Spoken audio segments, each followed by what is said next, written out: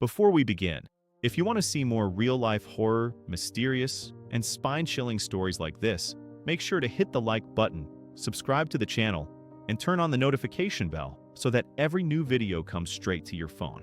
Now, let's dive into today's terrifying story. I never believed that a grave could feel alive until the night I stepped into St. Helena Cemetery in Napa Valley, California, in February of 2025, carrying nothing but a thermal camera, a flashlight with dying batteries, and a promise to help my longtime friend and documentary partner, Lucas, investigate what locals called the locked grave, a burial site so notoriously sealed, reinforced, and feared that even the maintenance workers refused to go near it after sundown, claiming they heard things beneath the stone that should not have been able to move, breathe, or touch the inside of a coffin more than a century old. And although I had filmed dozens of paranormal locations across the United States, from abandoned mines in Colorado to desert ghost towns in Arizona, nothing prepared me for the overwhelming sense of dread that wrapped around me the moment we stepped through the cemetery's iron gate. The air felt unnaturally heavy, colder than the winter night should have been, and I remember instinctively pulling my jacket tighter around my shoulders as if the temperature had dropped 10 degrees the moment we crossed onto the property, as if some invisible threshold had swallowed us whole. The moon was low, bright enough to cast long shadows across the rows of headstones that sloped gently down the hillside, and the leaves of the ancient oak trees rustled faintly even though the air was still. The entire place looked frozen in time, untouched by the modern world just beyond its borders, the wineries, the tourists, the glowing restaurants lining the streets, but the cemetery itself felt suspended, preserved in something older and darker than history. Lucas walked ahead of me, his camera held up to his chest, the red recording light blinking steadily as he whispered into his mic that we were approaching the grave that dozens of town residents refused to even acknowledge, a grave that had been modified over and over again for more than a century with metal reinforcements, concrete ceiling, and eventually a full iron cage drilled into the ground with heavy industrial bolts, as if the dead person inside had a documented history of escaping. I wanted to laugh at the absurdity of the idea, but when we reached the grave, all humor left my body in an instant because the thing did not look like a grave, it looked like a containment unit. The coffin shape was carved directly into the stone floor, almost like a sarcophagus, but instead of being buried under soil, it lay exposed at ground level, framed by iron bars that rose from each corner and arched overhead into a locked cage, and at the center of the cage door hung a massive rust-eaten padlock that looked strong enough to secure a prison gate. The nameplate on the stone was chipped and worn, but the engraving was unmistakable, Eleanor Brae. No birth date. No death date. Just a name and an inscription so unsettling I felt my heart tighten as I read it aloud, "Do not unlock under any circumstance." When I asked Lucas if this was some historical performance piece or perhaps a maintained local legend meant to attract curious tourists, he shook his head slowly, his expression tense in a way I had never seen on him before. "They sealed it because it wouldn't stay closed," he said quietly, as if afraid the grave itself might hear us, and then he added something that made my skin crawl so violently I had to step back. "People said she kept waking up." I wanted to dismiss the idea as folklore, but the moment my flashlight beam crossed the coffin's glass viewing panel, a thick square of reinforced glass set into the stone, I saw something smeared across the inside surface. Long streaks, cloudy and warped, like moisture or condensation or fingerprints. Human fingerprints. Fresh ones. Not the dusty, aged patterns you'd expect from an old grave but oily, recent marks that looked like someone had pressed their hands against the inside with desperate force. I leaned in closer, my breath fogging the glass, and I swear I saw the faintest outline of a handprint at the very center. 5 slender fingers spread wide, the palm flat against the barrier that should not have been reachable from beneath a sealed coffin. My heart hammered in my chest, and before I could step back, a sound came from inside the stone, so faint at first I thought it was the wind, but then it came again, louder, deliberate, wrong. A scraping. Slow, dragging, rhythmic. Like nails. Or bone. Or something with weight pulling itself along the inner wall of the coffin. I froze, unable to move or breathe, as the scraping grew louder, closer, as if whatever was inside was shifting its body toward the glass. Lucas grabbed my shoulder, his grip trembling, and whispered, "This is why the locals don't come here. They said it started happening again last month." Again. The word echoed in my mind like a cold ripple of dread.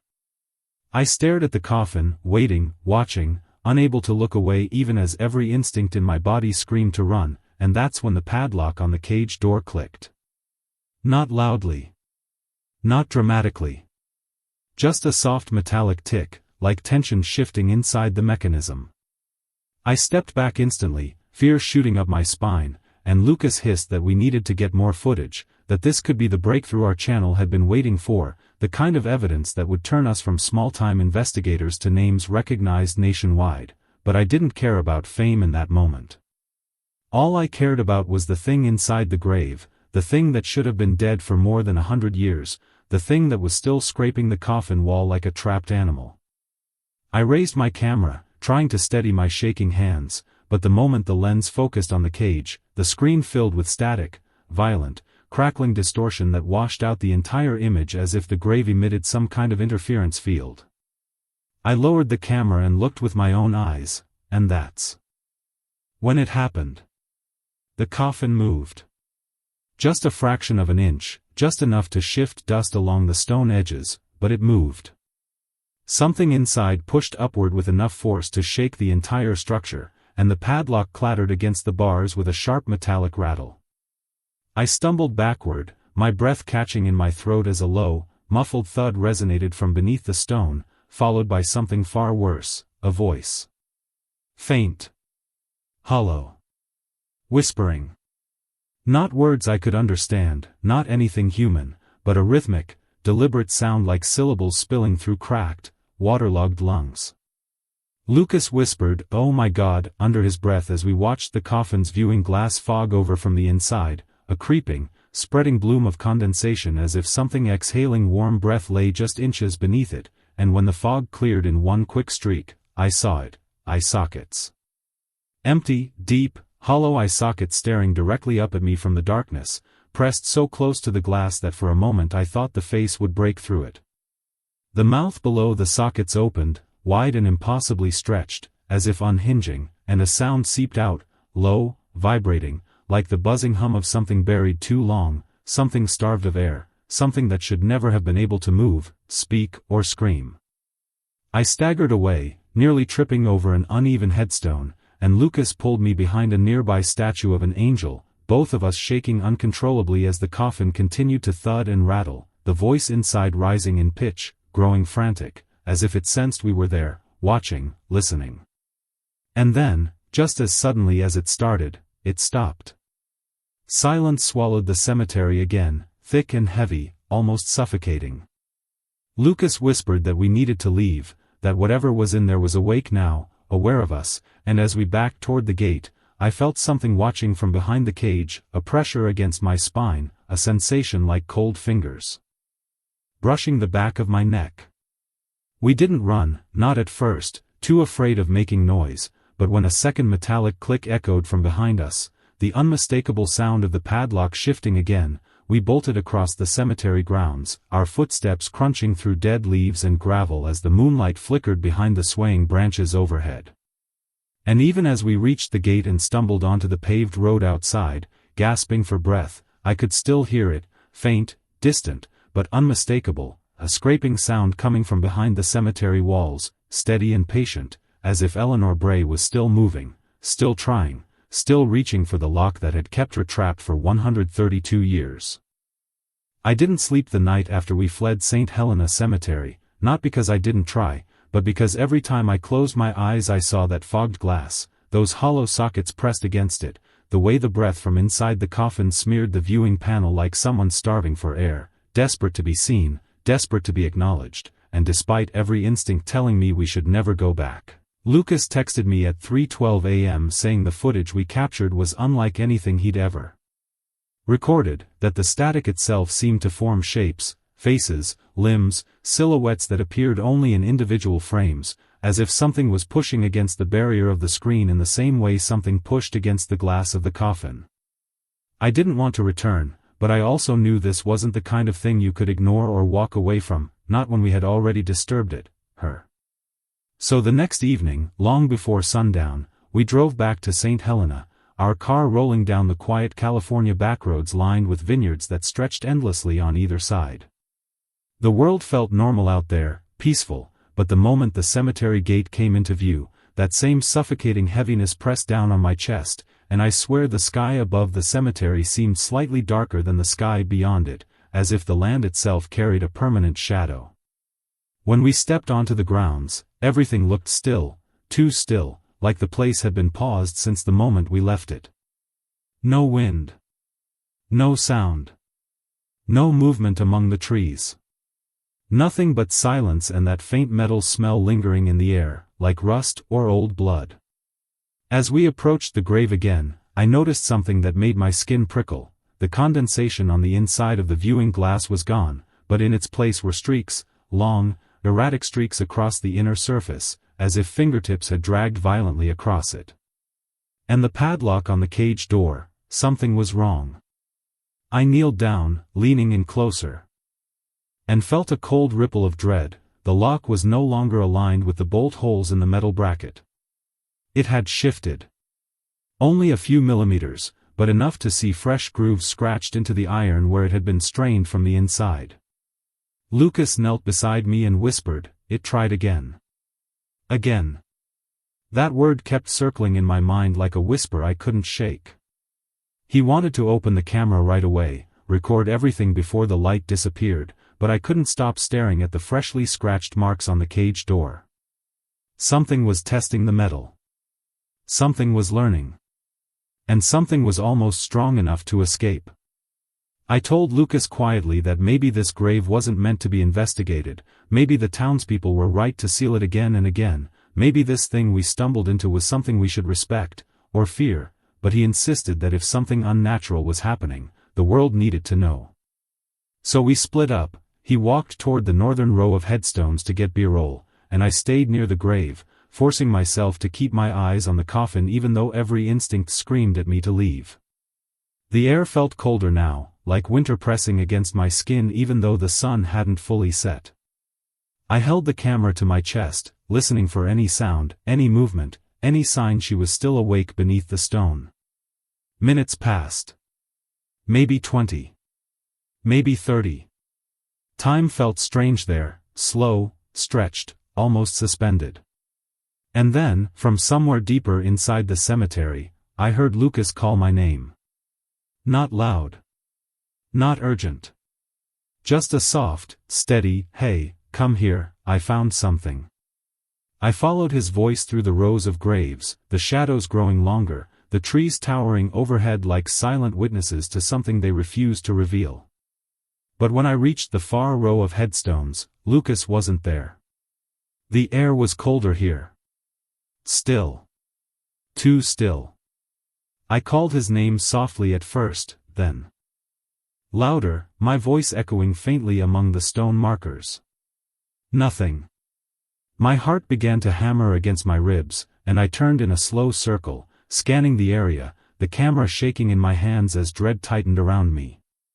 I walked back toward the grave, my voice breaking as I called for him again, and that's when I heard it. A distant, muffled banging coming from the locked grave. 3 hard impacts, spaced apart by a few seconds.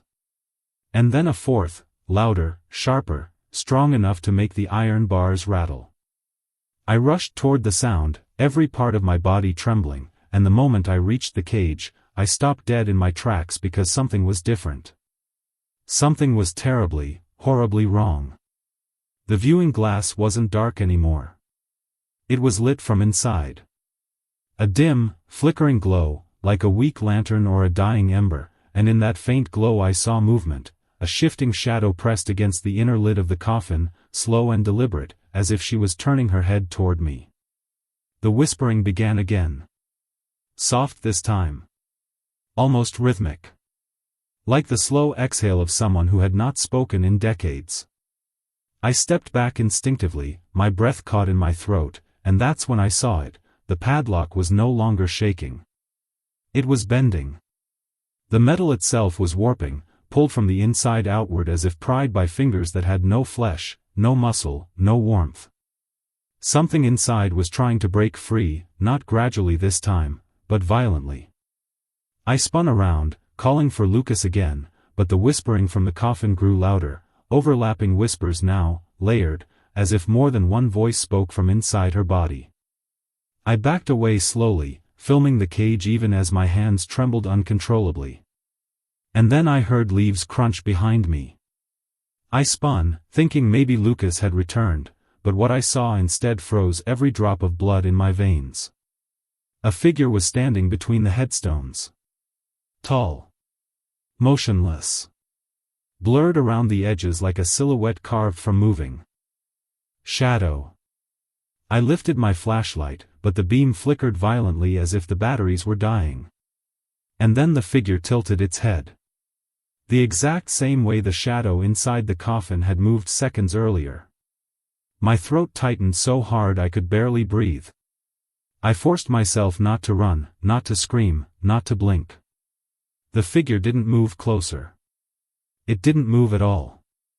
It just stared, head tilted, as if studying me the same way something in the grave studied me from below. I took a shaky step back, just one, and the figure took a step forward, mirroring my movement with perfect timing, its shadow stretching across the ground even though no light touched it. My chest burned with panic, and I turned, bolting toward the gate, my heart slamming against my ribs. The figure didn't chase me. It didn't need to. Because when I reached the main path, I heard a voice behind me, clear, human, terrified. Help. Lucas. His scream tore through the cemetery with raw panic. I sprinted toward his voice, my lungs burning, my legs shaking, and when I reached the lower section of headstones, I finally saw him, lying on the ground, clutching his ankle, breathing hard. I ran to him, dropping to my knees, asking what happened, and he kept repeating, "She touched me, she touched me, she touched me," his voice trembling so violently the words barely formed. I lifted his pant leg, and froze. Long, thin scratches ran down his calf. Not deep. But deliberate. 5 parallel marks. Like fingers dragging down his skin. I pulled him up, throwing his arm over my shoulder, telling him we needed to get out now, before whatever touched him came back. As we limped toward the gate, I glanced back at the grave one last time, and in the faint dim light, through the glass panel, I saw a face pressed against the inside. Not skeletal now. Not hollow. But full. A face with pale skin stretched tightly over ancient bone. Eyes open. Watching. The mouth slowly forming a shape. A shape I understood even without hearing. It. A smile. We stumbled out of the cemetery and into the car, slamming the doors shut, and as I turned the key with shaking hands, Lucas whispered something that made my entire body go numb. "She followed me," he said. "All the way across the graves. I could hear her breathing behind me." I didn't look back as we sped down the road, the rearview mirror tilted down to avoid seeing anything behind us. But even without looking, I felt it, something still watching from the cemetery gates, something that had waited 132 years for someone to listen. And now that we had, it wasn't going to stop. I didn't realize how badly the encounter had affected Lucas until hours after we escaped St. Helena Cemetery, when we reached the motel room in downtown Napa and he refused to go near any mirror, any reflective surface, even the black screen of the TV, saying he kept seeing her face in the corners, not fully formed but hovering like a silhouette waiting for him to look too long. The scratches on his leg had darkened, not like normal bruises but like something spreading under the skin, branching faintly in patterns that looked disturbingly similar to the etchings we'd seen on the metal bars of the grave, thin, branching, almost root-like lines that seemed to change each time I checked them, shifting direction as if they were growing. I wanted to take him to a hospital, but when I suggested it, he shook his head violently and said the doctors wouldn't help, that she didn't want him to leave town, that the moment we crossed the Napa border he felt something tug at the back of his mind, a pull like invisible threads tightening, warning him not to go any farther. I knew trauma could cause hallucinations, panic, irrational thoughts, but something about the way he said it, calm, certain, almost resigned, made a cold dread bloom in my chest. While he slept fitfully on the bed, twitching at every small sound, I sat at the small motel desk with my laptop open, reviewing the footage we captured. The static was worse now, denser, swallowing entire frames, but in moments where the distortion thinned, I saw things that didn't match what my eyes remembered seeing. The cage bars bending inward, not outward, as if something outside had been trying to pry them open. Shadows flickering behind us even when the trees were still. A hand, pale, long-fingered, claw-like, resting on a headstone 2 rows behind where I'd been standing, even though I had been alone. And then I found a frame that made my stomach drop so fast I nearly vomited, a close-up shot of the viewing glass. Not one we filmed. Not one from our angle. It was shot from inside the coffin. Inside. A view looking upward, as if someone, or something, had recorded us through the glass. My breath caught. My hands went numb. I scrubbed through the footage, heart pounding, and saw more frames, single flashes of a perspective beneath the stone, a dim, claustrophobic view of the iron bars above, the sky through the cage roof, and then us, blurry, distorted, but unmistakably filmed from below. I shut the laptop, chest tight, and turned toward Lucas just as he bolted upright with a scream that sounded like it tore out of him like something being pulled from his lungs. He scrambled backward against the headboard, eyes wide, sweating, gasping like he'd surfaced from deep water. "She was in here," he whispered, his voice cracking. "Standing by the foot of the bed. Watching me. I couldn't move. Sleep paralysis. That's what I wanted to believe." But then he lifted his pant leg again, and the scratches were deeper. Not fresh. Not bleeding. But deeper. As if invisible fingers had dug an inch farther into him while he slept. I packed our gear immediately, telling him we needed to go back to the cemetery, not to investigate, not to film, but to try something, anything, to stop whatever had attached itself to him. He didn't want to go, but he also said something that terrified me: "If we don't go back, she's coming here. She's coming here tonight." And something in the room shifted then, something cold, something heavy, and for the first time since the encounter, I felt convinced he was right. So just after midnight, we drove back toward St. Helena, the empty highway stretching ahead of us like a dark river. The vineyards looked lifeless now, their neat rows swallowed in shadow, and by the time we reached the cemetery gate, a thick fog had rolled in, dense enough that I could barely see the silhouette of the oak trees.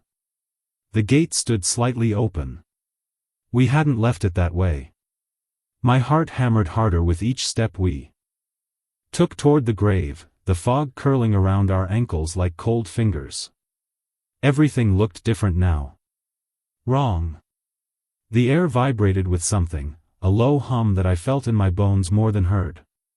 The grave itself looked darker than the night around it, the stone absorbing light instead of reflecting it, and the padlock on the cage door hung crooked, twisted, its metal warped as though something had gripped it and tried to tear it off.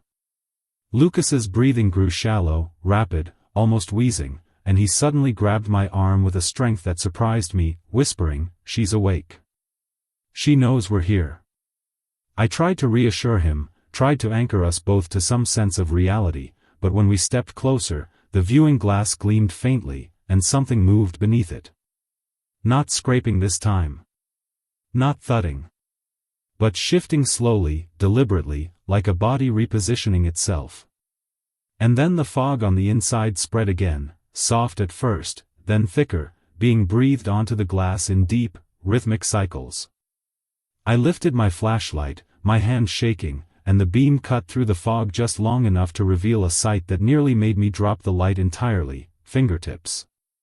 5 pale fingertips pressed against the inside of the glass, tapping slowly, methodically, as if matching the rhythm of our heartbeats.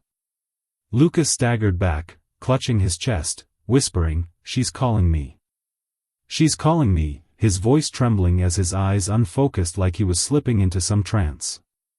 I grabbed his shoulders, shaking him, forcing him to look at me, but the tapping grew faster, tap tap tap tap tap, louder, sharper, more urgent, until cracks began to form in the reinforced panel. Thin fractures spiderwebbed across the glass, growing outward with each tap, and I suddenly understood why the grave had been sealed so many times, why the locals refused to speak of Eleanor Bray, why even the historical records had almost nothing about her except whispers, warnings, and one chilling line documented in a 1903 ledger I had found earlier online: "She died once but refused to remain lying." I pulled Lucas toward the gate, but he resisted, eyes glazed, feet dragging, whispering her name over and over like a prayer or a curse. And then a new sound shattered the night, the metallic groan of the cage bars bending. I turned just in time to see the iron warping outward, twisting like soft clay, the bolts that anchored them to the stone floor popping one by one with sharp metallic cracks. The ground vibrated beneath us. The trees overhead rustled violently even though there was no wind. And then, a voice. Clear. Hollow. Echoing from beneath the coffin lid. A woman's voice. "Don't leave." My blood ran cold. Lucas froze completely, his breath catching as tears streamed down his face. "She wants me," he whispered, not with fear but with a strange, unnatural longing. Something was pulling him back toward the grave, an invisible force, a command, a summons. I grabbed him harder, yelling his name, but he didn't react. His pupils dilated. His body slackened. His steps turned automatic, like he wasn't controlling them anymore. And then, with horrifying clarity, I realized something: the scratches on his leg weren't just marks. They were roots. Vines. Extensions of her. She wasn't just calling him. She was claiming him. I used every ounce of strength to drag him away from the grave, but the fog thickened around us, swirling upward as if forming a barrier. The cage bars groaned again, bending further, and then, the glass shattered. Not explosively. Not outward. But inward, as if the force came from outside the coffin, not within. I didn't want to see what emerged. I didn't want to turn. But I felt it. The shift in the air. The presence behind us. The cold breath on my neck. I pulled Lucas with all my strength, stumbling toward the gate, nearly slipping on the wet grass. And then, I heard footsteps behind us. Slow. Soft. Bare feet on stone. I didn't look back. Not then. Not when we reached the gate. Not even when Lucas whispered in a trembling voice, "She's right behind you." We ran to the car, slammed the doors, and peeled out of the parking lot, gravel flying beneath the tires. But even as we sped away, heart pounding, lungs burning, I made the mistake of glancing at the rearview mirror. And for a fraction of a second, I saw her. Standing in the road. Watching us leave. Pale. Still. Smiling. And the worst part wasn't that she had escaped. The worst part was the realization that had been growing in my mind ever since the glass shattered. She wasn't following us.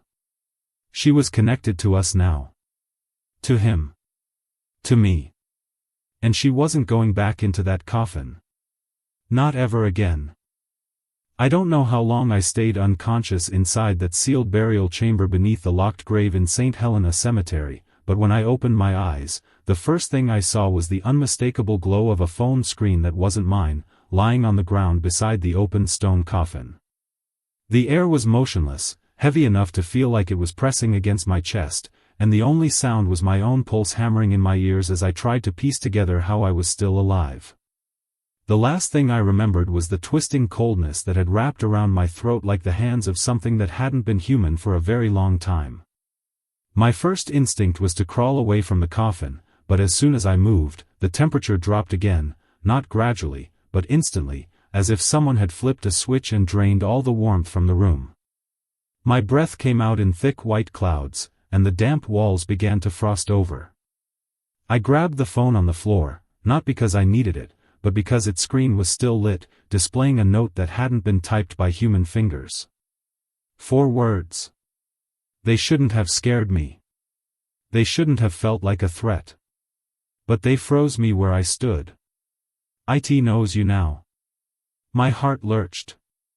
I turned in a full circle, searching the shadows for movement, expecting at any second to see the woman's corpse standing again or the twisting silhouette I had seen behind her in the fog. Nothing. But the air was wrong, thick with something I could only describe as awareness. It felt like the entire burial chamber was breathing with me. Watching me. Waiting. I shoved the phone into my pocket and staggered toward the stone steps leading back up to the grave above. The ladder we had climbed down on was gone. Not broken. Not pushed aside. Gone, as if it had never existed. The smooth stone walls gave me nothing to hold on to, and panic clawed at my chest so violently I could barely think. I called out for Mark even though I knew he wasn't going to answer. The sound of my voice didn't echo in the chamber. It vanished instantly, swallowed by something that felt deeper and older than the earth itself. I pressed my hand against the cold stone wall, trying to force myself to breathe. That was when I heard it again, the scraping. Not fast. Not frantic. Slow. Dragging. A sound like fingernails trailing across stone. I spun around, but I still couldn't see anything. The sound was coming from everywhere and nowhere, like the walls themselves were alive and shifting. The coffin lid that had been thrown open was now slightly tilted, as if someone, or something, had pushed it from inside. I didn't want to look. I forced myself to look anyway. Inside the coffin, the woman's body was gone. I felt something hot and electric shoot through my limbs, like adrenaline mixed with pure terror. There was nowhere to run. Nowhere to hide. And the thing that had been trapped in that coffin was no longer trapped. The scraping grew louder, circling me like a predator walking the edge of its cage. Then a whisper brushed the back of my neck. Not a voice. Not breath. A vibration in the air. Don't leave. My knees buckled, and I fell to the floor. I crawled backward until my spine hit the cold rock wall. The whisper came again, closer this time, so close that it felt like someone had pressed their mouth against my ear. It took him. My throat closed up. It took him. It took who? Mark? The ranger? Someone else? But as soon as the thought entered my mind, an image slammed into my head, uninvited, violent, Mark being dragged through the cemetery by that same twisting shadow I had seen behind the woman's body hours earlier. Except the image didn't feel like imagination. It felt like memory. Something else's memory, shoved into my mind like a knife. I screamed, clawing at my temples as the image grew sharper, more detailed, until I saw Mark's face, frozen in terror, his mouth open in a silent plea for help I had never heard. When the vision ended, I collapsed forward, gasping. I knew then what the entity wanted. It wanted witnesses. It wanted a story. Its story. It had been buried alive, no, not alive, not really, but buried conscious, aware, screaming under the earth for years while people walked above it, never hearing, never knowing. And now it wanted to be known. It wanted to be remembered. It wanted me to take its presence into the world outside the cemetery so it could attach itself to every person who heard about it. The locked grave hadn't been sealed to keep people out. It had been sealed to keep something ancient, angry, and unfinished inside. And the moment I crossed the boundary into its chamber, I became the door it needed. The scraping stopped. The air shifted. And suddenly, the stone ceiling above me cracked, sending down a shower of dust. I covered my head, sure it was going to collapse, but instead a long fissure opened, letting in a faint sliver of moonlight. I didn't question it. I didn't hesitate. I leaped upward, grabbing onto the edges of the cracked stone and hauling myself through the narrow opening with a surge of strength that wasn't mine. The second my body cleared the fissure, the air behind me exploded with a sound I can only describe as a roar mixed with a sob mixed with the cracking of old bones. I ran. I didn't look back at the grave. I didn't check if the fissure was still open. I ran through the cemetery, slipping on wet grass, tripping over headstones, drenched in sweat despite the freezing air, convinced every second that a hand was about to clamp onto my ankle and pull me down. By the time I reached the road outside the cemetery gates, the sky had started to lighten. I didn't have a car. My phone battery was dead. My clothes were torn, and my hands were bleeding from climbing through the cracked grave. But I didn't stop running until a passing truck braked and the driver leaned out the window, shouting something I couldn't understand through the ringing in my ears. He took me to a hospital in Napa. They asked me what happened. I lied. I said I slipped hiking alone. They didn't believe me. But they also didn't push. I went home. I tried to forget. I tried to sleep. But that night, when I plugged my dead phone into the charger, it powered on instantly. No boot-up screen. No delay. And there was a new note saved in the phone, one I didn't write. One I knew wasn't written by anything human. Now tell them. A week passed before the first incident started in my house. The knocking on the inside of my bedroom wall at 3:17 a.m. every night. The shadow that moved across the ceiling even when all the lights were on. The voice that whispered behind me while I brushed my teeth, the same whisper I had heard in the chamber, "Don't leave." I realized something horrifying. When I climbed out of that cracked grave, I hadn't escaped it. I had carried it with me. It followed me home, not physically, but as something embedded in my memory, my awareness, like a parasite feeding on attention, thriving on being witnessed. When I ignored it, the activity got worse. When I acknowledged it, even silently, it calmed down. For months I lived like that, a prisoner in my own home, until I understood what the note really meant. It didn't want me to warn people. It didn't want me to help anyone stay safe. It wanted me to spread its presence, to pull others into its story, to feed it with more minds, more attention, more belief. And that's why I'm telling you this. Not because I want to. But because the moment I stop, it will come back. So listen carefully. If you ever travel through Napa Valley, and you pass the old St. Helena Cemetery, don't stop. Don't look at the graves. And whatever you do, don't go near the locked one with the metal chains across the stone slab. Because if you get too close, if you pay too much attention, it will feel you. It will notice you. And once it notices you, once it knows you exist, it will follow you just like it followed me. And maybe this time, it won't settle for memories. Maybe this time, it will want something else. Something alive. Something warm. Something with a voice it can use to keep telling its story long after your body goes cold beneath the ground. Thank you so much for watching the entire video. And to get more videos like this, please like and subscribe to the channel and turn on the bell icon beside it. Thank you.